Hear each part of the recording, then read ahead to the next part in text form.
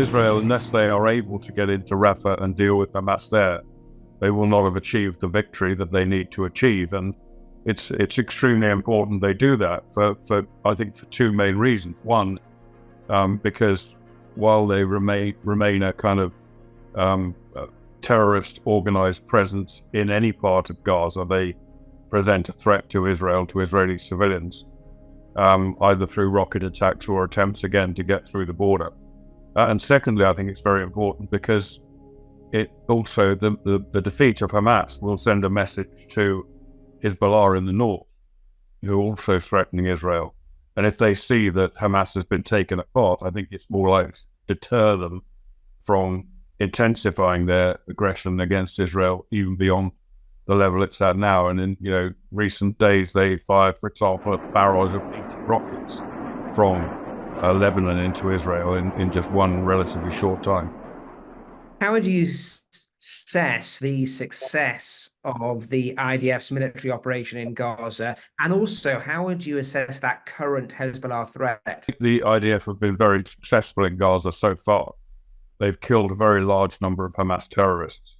They've taken apart the bulk of the Hamas terrorist machinery so that it now is no longer operating as a kind of full-scale terror army across Gaza. It now is operating more as individuals and maybe very small groups, which can be taken care of relatively easily, except for the Rafah area where there's still at least 2 battalions of Hamas that are able to act more decisively against the IDF. So I think they've done a pretty effective job, and all that at the relatively low cost of Israeli military casualties.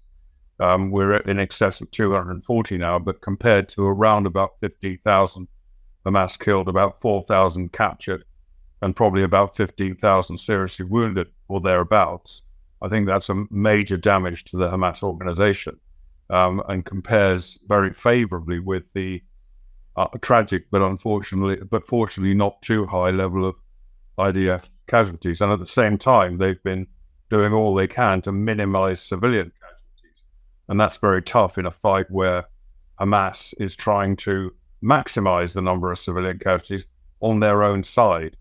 I think we should give proper credit to the IDF for doing all they can to minimize those civilian casualties. Despite that, in that environment where Hamas is trying to force them to kill civilians by hiding behind human shields, of course, a large number of civilians have unfortunately died.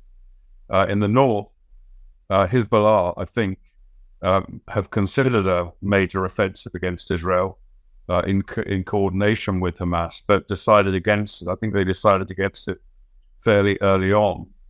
And it goes to my point about the need to destroy Hamas, to deter Hezbollah, because Iran and Hezbollah, and of course Iran control Hezbollah, they don't want to see that they don't want to lose their terror army in the north, in Lebanon.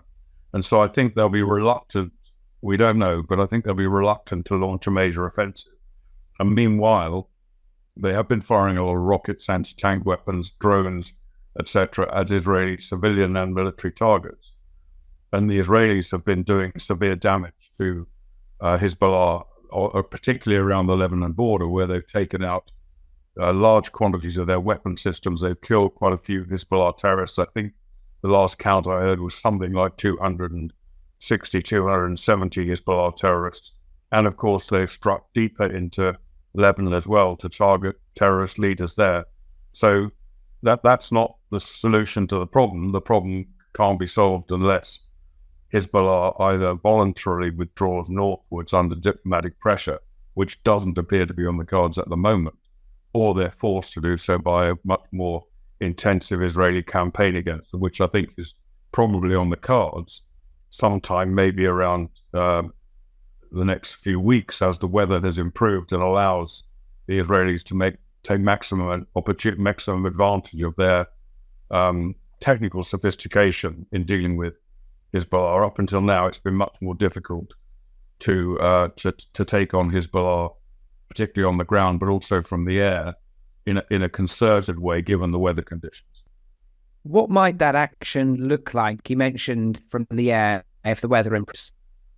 Well, I think what we're talking about probably is a very intensive air campaign against Hamas, against Hezbollah's military assets in Lebanon, as well as the terrorist leaders and terrorist fighters themselves. Probably coordinated with a ground offensive as well, because it's very difficult to eliminate a threat just from the air in these circumstances. And I think it's going to be a very tough fight, because Hezbollah is not Hamas. They're a much stronger, more capable terrorist organization than Hamas. And we've seen, it's taken the IDF nearly 5 months already, and they still haven't destroyed Hamas. So it might take a comparable length of time or even longer to deal with Hezbollah. Very hard to say. And the other point we shouldn't forget is that it's going to be very painful for Israel as well. Not only having to fight two wars, possibly two wars at the same time, but certainly maybe a less intensive war inside Gaza at the same time as destroying or attacking Hezbollah in Lebanon. But it's going to be painful as well from the actions that Hezbollah are capable of carrying out. They've got about 150,000 missiles in Lebanon, give or take. Some of them are precision-guided weapons, which can do great damage to specific Israeli targets. And some of them reach right down the entire length of Israel. So I think potentially, cities like Tel Aviv could easily come under serious attack from Hezbollah. And of course, that will be mitigated by the Iron Dome and the Israelis' other air defense systems. But it will also, I think, in order to minimize the damage to Israel, will require a pretty intensive air campaign right from the word go. Returning to Hamas in Gaza, how close do you think the IDF are in terms of taking out the leadership, such as Yahya Sinwar, who today we're hearing details of how he used to kill people by burying them alive in concrete? How disgusted are you at those kind of stories, and how close do you think Israel's defense forces are in getting to the leaders of Sinwar? The reports about Sinwar's bestiality don't come as a surprise, and that is not necessarily even the worst thing he's done to his victims over the course of his career. He's a very vicious, psychopathic individual, but also at the same time a pretty sophisticated military leader who, of course, had a major role in the 7th of October. And I think that shows the level of his sophistication and the people working with him. The IDF have come close, I believe, to him a few times during this campaign. They've in one case, I think they were at a place where he had been a very short time after he'd left. So they come close to him. But of course, he, as I understand it now, is focused much more on his own survival than on coordinating Hamas as a terrorist entity. And therefore, he's probably going to be quite a tricky target to get hold of. We would have planned all this long ago, using the tunnel systems, etc. And of course, he will be surrounding himself, I've no doubt at all, by hostages to make Israel's job of getting hold of him. And the same goes for some of the other senior leaders of Hamas as well. It's going to be tough to get hold of him. I'd be pretty confident that they reach him and deal with him. And if they don't, if he does manage to escape, and I think that's possibly on the cards, that he could get out through Egypt perhaps, and then I would expect that he would be hunted down in subsequent months, possibly even years, until justice is administered to him. The likes of David Cameron have been renewing calls for Israel to do more in terms of getting aid into Gaza. How much weight do you think there is in that argument? And is it Israel's responsibility to make this happen when it appears that Hamas are stealing the aid that comes in and using it for terror purposes? Well, of course, it's a difficult balance that Israel has. And they have no obligation to allow in materials into a combat zone that can be used to fight against them. But then that has to be balanced with the moral aspects of doing their best to help feed the population of Gaza, which is apparently going quite hungry at the moment. So we're told. I don't know. I've not seen the population firsthand. I don't know what condition they're in, but we're told they are very hungry. But Israel has been doing everything it can to facilitate the aid coming into Gaza. And my understanding now is that the blockage in aid is not on the Israeli side, but on the Gaza side, where it's proving very difficult to get aid, logistically difficult to get aid out to the population, particularly in the north. And also the fact that Hamas is seizing a great deal of it. And in some cases, as I understand it, aid which is delivered free by international donors is being sold at significant profit to the population by Hamas once they get their hand on it in some cases. But Israel, I think, is doing what it can. Of course, we've seen airdrops from the US and other countries, which has made a bit of a difference, but I don't think there's a significant difference to the amount of aid coming in through airdrops. Obviously, there's a limit to how much you can do of that. And now we're hearing about the possibility of a temporary port being built, which will again be a useful source of aid coming in from Cyprus across the Mediterranean to this port. That will probably help. But again, what happens when it gets onto the shores of Gaza? Again, it will come under it. There's no real option other than for it to come under the control of Hamas. And so the same will happen really as the aid coming in over land. I think one issue that people have not really considered, as far as I can see, as extensively as they should have done, is the question of Egypt.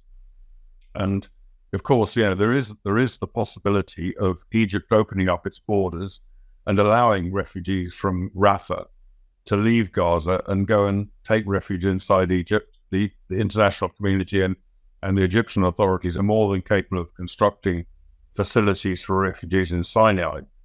And it's a very viable option. The problem is, I can understand in a way why Egypt doesn't want it, and Egypt reinforced its border with Gaza, in particularly in recent weeks. They don't want the problems that the Gazan population is going to bring to them. But on the other hand, again, looking at it from the moral perspective, perhaps they should be pressured to do so. And many arguments around that come from people who say, yeah, but you're facilitating the expulsion of the population from Gaza, which is what Israel wants. Well, Israel doesn't want that. Israel's objective is to get the hostages freed and to destroy Hamas, not to expel the population from Gaza. And it seems to me that if people were actually serious about, and when I say people, I'm talking about the international community, the media, the UN, human rights groups, if they're actually serious about their concerns that Israel is committing a genocide inside Gaza, which is not the case, but that's the allegation, then you think they might actually prioritize human life over their fears of the removal of the population from Gaza. Many Gazans want to get out of Gaza. They want to go to Egypt to take at least temporary refuge, and that currently is closed off. You mentioned the aid groups, and in recent weeks, we've had more detail about potential members of UNRWA being involved in the October 7th massacres. And a lot of donations were being paused for a period of time whilst investigations continue. A couple of countries, I think Sweden and Canada, have decided to resume donations. What's your take on that organization and its credibility? Well, I think that it's no surprise what we've been hearing about UNRWA in recent weeks, particularly their complicity in terrorist activity, active participation in some cases, vocal support in other cases. But we know also that UNRWA is effectively an arm of Hamas. The aid and the assistance that UNRWA has given over many decades now to people in Gaza is done under the control of Hamas. And one of the concerning things about it, of course, is the way they educate Gazan children in their school, and by doing that they perpetuate the hatred of Israel. Of course, there's an innate hatred of Israel and Jews inside Gaza, but it's not really for a UN organization that we fund to make that even worse, which is what they've been doing by their education, which even further radicalizes children inside Gaza, and also UNRWA's policy of giving perpetual refugee status to Palestinians, which is a unique thing in the world. Generally speaking, after a conflict, if people have fled a particular zone and become refugees, they become integrated in that society or a separate society, and their refugee status ends. But there are generation after generation of refugees. Ever since 1948, successive generations have acquired refugee status under UNRWA auspices, so that, if you were born in the US, but you're born to Palestinian parents or grandparents, you are a refugee, even though you live in the US and have US citizenship. So these are some of the things that UNRWA has been responsible for, effectively radicalizing the population, supporting Hamas, and perpetuating the conflict. And I think it certainly is time that they were packed up and replaced by something that's less a contributor to this terrible conflict. And these false narratives are being added to and perpetuated by Iran and the IRGC. How concerned are you that the world still doesn't seem quite ready to deal with Iran in a meaningful way? There is a US election coming up in November between Biden and Trump, it looks like. How do you see things playing out in terms of a meaningful action against Tehran? Well, let's not forget what Tehran is responsible for. Apart from making immense progress towards acquiring its own bomb, which is very close, its own nuclear bomb, which is very close to now, and all the inherent dangers that brings with it. In addition to that, of course, they terrorize their own population. They oppress their own population in a way that is more extreme, certainly, than most countries in the world, even the most repressive dictatorships.